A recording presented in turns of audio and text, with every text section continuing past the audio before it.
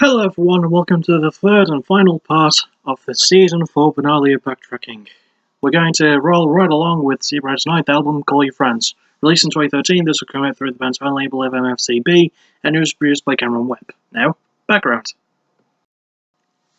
So this would sort of be the band's last album with guitarist Greg Bergdorf, as he wanted to spend more time with his family and he would be replaced by Dan Palmer of the band Death by Stereo. But Greg did actually still write some songs for this album, but to avoid confusion later when talking about the performances, I'll just talk about Dan's guitar work. But I did want to bring up Greg's contributions as well. So, speaking of less things, this would be the band's last album with Jason Freese being involved playing additional instruments, and the last with producer Cameron Webb, who also plays keyboards on this one. So. The band would promote this album with singles like the title track, then the songs Public Enemy #1 and I'm Just Here for the Free Beer, and in terms of touring, they went around the US, Japan and Europe again, sharing the stage with MXPX once more, as well as a band called Elster. Later in 2014, the band released the Way More Beer DVD, which contains clips of their tour around Germany. The band also did something unique for the cover as well, where the background of it changed depending on what region it was released in, and not just colour like it was for MFCB, but the pattern as well. The model on the cover itself, Tawny Jacqueline, has the same pose each time, but I thought it was still worth bringing up. Also, if I'm being honest, I'm quite surprised that this one came out so much faster, so quickly after the last one, especially since the band started their own label to get the album out. You guys already know that I like it when a band gets to get more creative control, and when I first heard this album, that did throw me a bit. I wasn't as big on this when I first heard it, but now that I'm listening to it again about 6 years after it came out, yeah, I dig it. The structure, pacing, and tone are consistently solid, and they switch well without being too hard to follow. It is still a more fun album all in all, I think, and the lyrics cover partying, betrayal, and ultimately friendship right enough, and the band themselves are consistent too. Ali's vocals sound a bit heavier with good speed to his raps. Matty's riffs are slick and his vocals sound a bit harsher too, I think. Dan's solos and riffs have their own unique style, fitting effortlessly with the band's sound after Greg's departure. Ben's bass is pretty showy with a good groove, and his drumming is quick, heavy, and punchy. Standout songs include the title track, Public Enemy #1, Sirens, Don't Believe Hype, and probably my favourite, and I'm Just Here for the Free Beer. I'll also throw in the song Running with Walls too, because that's really good. Call Your Friends is a more laid-back affair, but still versatile with energetic performances and nice polish, so I can recommend this one. Quick mistake, I just realised that Running with Walls isn't on Call Your Friends, it's on this album, and this album is Zebrahead's 10th album, Walk the Plank. Released in 2015, it would be the band's only release through Rude Records, and it was produced by Paul Miner. Now, background. Yeah, finale. 4 seasons, still making fuck-ups. That's me. So much like when I covered Get Nice in Part 2, the band did release an album before Walk the Plank called The Early Years Revisited, where they basically redid their old songs that had former lead singer and guitarist Tristan Moriello singing, but with Matty Lewis singing those parts instead. Yeah, it has some new music on it, but not enough to actually make me listen to it or consider it an actual album. I've said it before, but not in a while, so I will say it again. I think that cover albums are lazy enough, but when you're covering your old songs with a new singer, yeah, that's somehow even lazier to me. So, as a result of that, even though Walk the Plank is technically the band's 12th album, much like Get Nice is technically their 9th album, I'm sticking to what I said for the finale, because my show, my rules, don't like it, there's the door, right behind me there. Anyway, to promote this album, the band released the song Save Your Breath, then Worse Than This, which had a music video, and later they released the song Who Brings a Knife to a Gunfight, also with a video.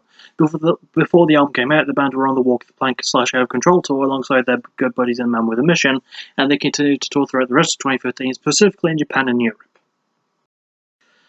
Another unique thing about this album is that it's one of the band's more experimental works, and I think part of that might be because this is the band's first full album written with a new guitarist Dan Palmer, as former guitarist Greg Bergdorf still did some work on Call Your Friends, so I'm counting that.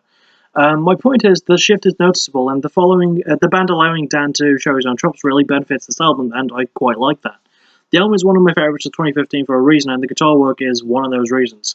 The album itself is also really good, obviously. I did mention that it's a bit more experimental and with more laid-back stuff and a more punkish structure, but that's not a bad thing, and the tone is still solid. The lyrics cover loneliness, breakups, and dealing with past demons, so it's also a darker Zebrahead album as well as being laid-back, which is a weird balance, but the band do pull it off. Ali's raps are quick, with good screams making a return too. Matty singing has more flourishes with nice punch to his riffs. Dan's guitar work is slick with some really good solos and riffs of his own. Ben's bass riffs are deep with more speed to his work, and his drumming is quick, sharp, and heavy as usual. Standout songs include Head Rush, Save Your Breath, So What, the great closing song of Freak Show, and my favourite in Running with Walls. There's a mistake cleared, hopefully. Walk the Plank is a more experimental bent for the band, and it all works thanks to great production, performances, and solid pacing, so I can recommend this one. And finally, for both this part and both this season, and this part and this season, we reached the band's 11th album, Brain Invaders. Released in 2019, this one came out in Japan through Avex Entertainment worldwide through the band's own label of MFCB, and it was produced again by Paul Miner. Now, the background. So this would be the band's second in a row with their current proper lineup, and people might have noticed the 4-year time gap since Walk the Plank. To be honest, it's not like the band weren't busy, as they released a compilation album called The Bunch Brothers in 2017, which is a great name, which consists of songs that were exclusive to Japan. I think another thing that delayed the album was, well, there was a point it was going to be called Never Happy Ever After at first, and there were plans to release it in 2018. The main reason for the name is some of the band members suffering either bad divorces or breakups, so maybe another reason that the album took so long was them dealing with their personal lives. I can't really say that I know. Even with the album's total changing, there is still some references to their personal lives, but they did do their best to iron that out and move on, which I can learn to appreciate. I couldn't find much in the way of touring for this album, as I can only presume that they're still touring right now, even as I type this, or say this. But they did release some singles to promote it, those being When Both Sides Suck We're All Winners, All My Friends Are Nobodies, and We're Not All Right, all three of which had music videos as well, all of which also had the word all in them. Weird. But even with song titles like that, and despite the negative sense that could have come with it, this is another weirdly positive album by the band. It's one of their more punk rock leaning albums once again, and that's not something that I expected from an album with this name or with the past behind it.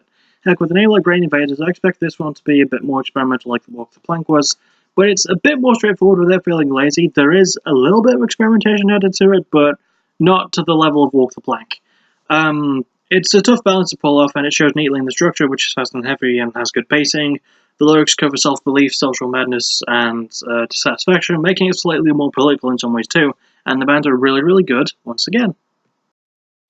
Ali's rapping is fast, slick, and continues to shine brightly. Matty's own singing soars well with solid punk riffs from his guitar. Dan's own riffs are solid as well with nice little solos to show for it. Ben's bass has some good depth and shows up a bit more here, which I quite like. And Ed's drumming is heavier and fast and sharp as usual.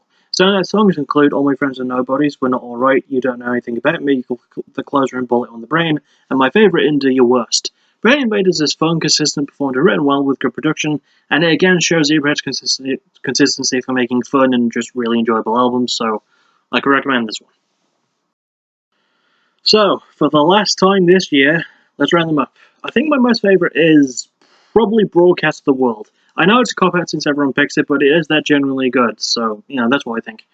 Least favourite is maybe their debut. I just don't remember as much of it, and since most of it would sound better literally months after its release, it's the least necessary listen of the group, but hey, I'll really walk the plank to prove that claim if I have to. Anyway, that'll about do it for this season. I will see you guys later on the year for more Water Concept, and also have my top 10 albums for previous years listed as well for 2011, 2012, 2013, 2015, so look forward to those. Besides that, more of the usual stuff, more Friday Night reviews, more PPW, and I'll just see you for whatever pops up next, which could be the next Friday Night review, because now that I'm done with the season, I'm just going to take a break for a couple of weeks before writing anything else, I think.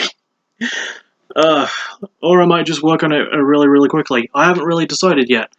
So, I'll see you for probably the next Friday night. That's the most likely thing that's going to happen next. As always, thank you for watching. You're awesome. Bye-bye, and thank you for enjoying the season and this show. So, see you next time.